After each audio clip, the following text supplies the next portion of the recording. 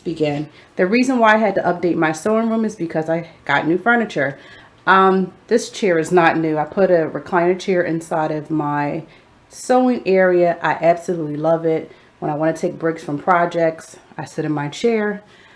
I've also purchased me a new industrial sewing machine. I'll do an update on the sewing machine later. So I have my sewing tables where I have my serger still. All three of these are Singer sewing machines. The NewTek is a generic version of the Singer. So I have my industrial machine with the servo motor, the lamp, all that fancy pantsy stuff right there. I did not want to get rid of my IKEA table, so I remained to keep my IKEA table with me.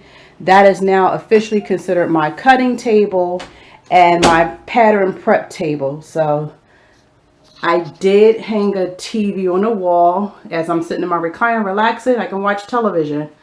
I still just have the one picture on the wall of my family.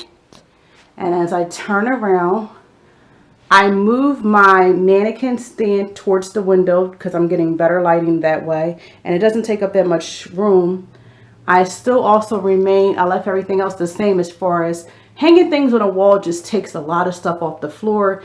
It makes the house in your room looks really clutter free, especially if you have a small space like I do. Not really small, but it's about 350 square feet room. And you just want to keep it neat and organized. Still have all that the same. So nothing has changed there at all. So that is really my updated sewing room. Hope you guys like it. I'm going to do a slow walkthrough again. Please like, rate, and subscribe for more videos, more ideas of how you can turn any space into a sewing area if you have the time and the patience. It will work out. Thank you. God bless. Bye.